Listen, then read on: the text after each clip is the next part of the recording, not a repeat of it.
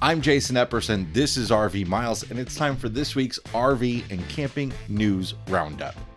This episode is sponsored by Togo Rv, currently only $39 per year. The Togo Rv Plus membership gives you discounts, checklists, maintenance reminders, RV-specific route navigation, and more.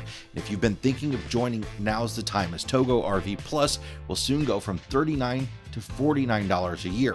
You can lock in the $39 rate though, plus save $10 off with promo code RVMiles10X. Members have access to the R Village social network, overnightrvparking.com, Road Trippers Plus, and the recently added Campendium premium features. Lock in that $39 per year price today and save an additional $10 with the code RVMiles10X at TogoRv.com. A little bit of news from Togo this week as well. The app will still be called Togo Rv, but they've rebranded the parent company as Road Pass Digital. And your Road Pass is now the login for all their different platforms in an effort to make things a bit more seamless. It's a big news week. We've got lots to cover as a few end-of-year accolades roll out.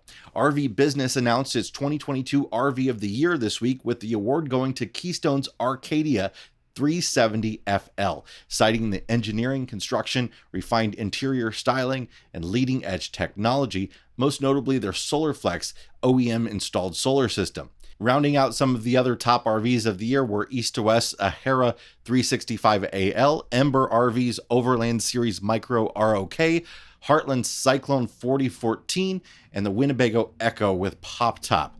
RV Business noted that any other year, the four other finalists would have merited the RV of the Year designation, as they believe all are superb examples of designers listening to customers and developing RVs that will surely perform well in the marketplace. We'll link to the RV Business RV of the Year video hosted by our friends Mark and Julie Bennett of RV Love, and featuring all 5 finalists in the description below. While some campgrounds are worrying about automakers' new focus on electric vehicles, concerned that bills will go through the roof, others are responding to what clearly is the future of at least common passenger vehicles. KOA has decided to take the path of improving the customer experience. At its annual convention that just wrapped, KOA announced a program to implement Level 2 EV chargers at select campground locations across the US and Canada. Campground owners within KOA's network of 520 campgrounds are now eligible to purchase KOA branded chargers for their properties, with the intent to roll out at campgrounds in early 2022. KOA found that about 25% of their campers have an electric vehicle in their household, compared to 12% of non-campers.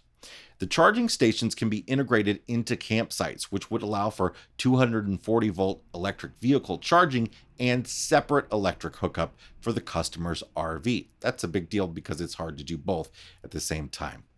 KOA also named its Park of the Year at its yearly convention.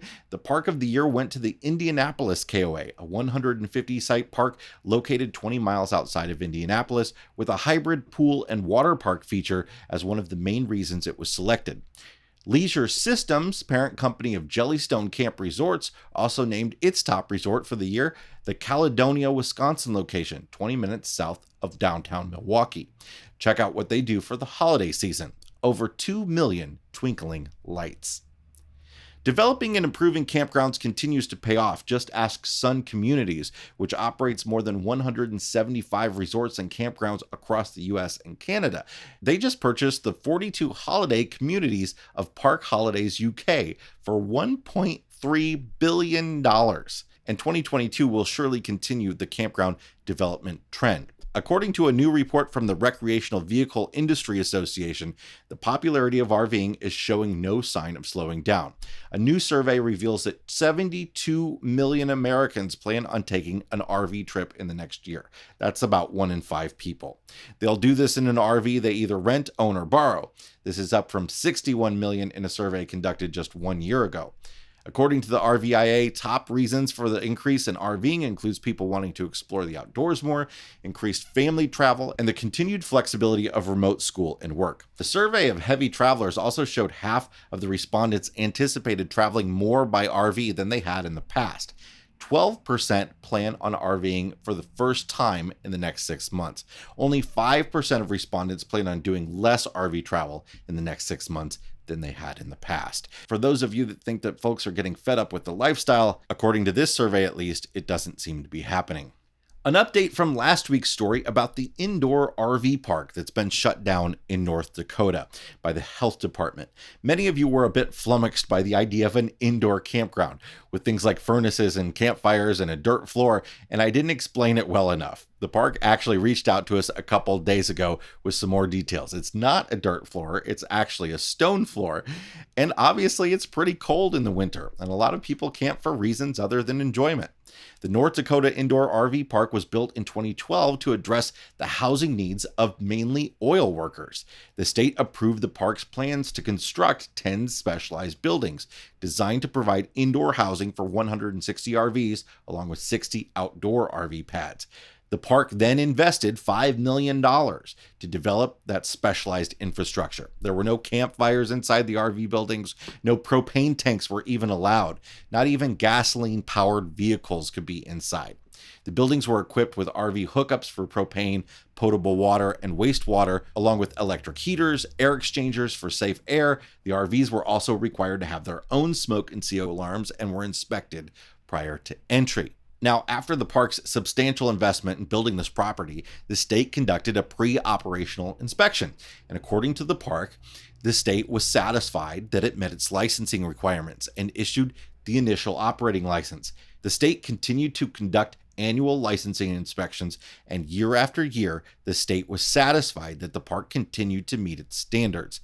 And since conditions at the park always remained the same, the state continually renewed the park's license. But in March of this year, the state abruptly refused to renew the park's license, despite the conditions at the park remaining as they always had. The park was the first of its kind and successfully operated without incident for almost a decade.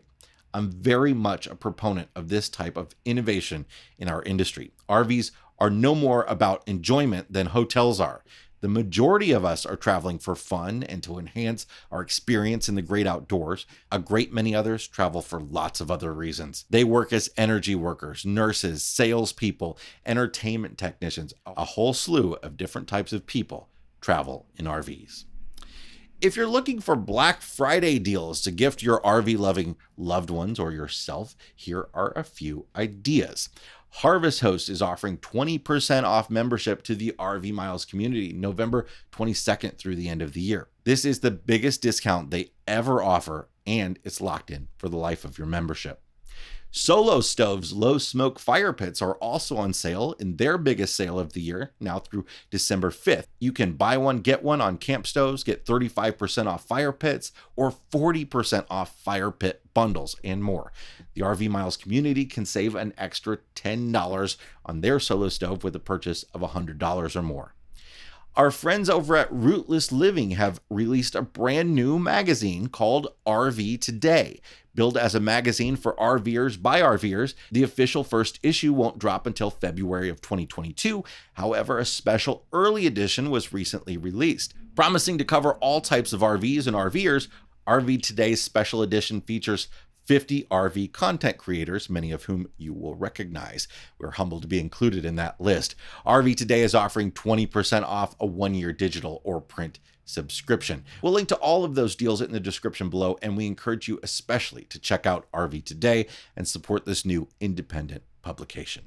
And finally, a new episode of the RV Miles podcast came out yesterday featuring wild RV travel stories submitted by members of the RV Miles Facebook group. Abby and I also talk about the very wild 1,200-mile 3-day travel day we just encountered last week, and you can find episode 218 over on the all-new RV Miles podcast channel. Just go to youtube.com/RV Miles podcast or click the link below. We look forward to talking to you about this latest episode over there on the new channel. That's it for this week's news. Let us know your thoughts and opinions by leaving a comment below, and please hit the subscribe button for more videos like these. And remember, likes are free and they help the YouTube algorithm a lot. Here's last week's news video if you missed it, and here's a great video you haven't checked out yet. We'll see you next time.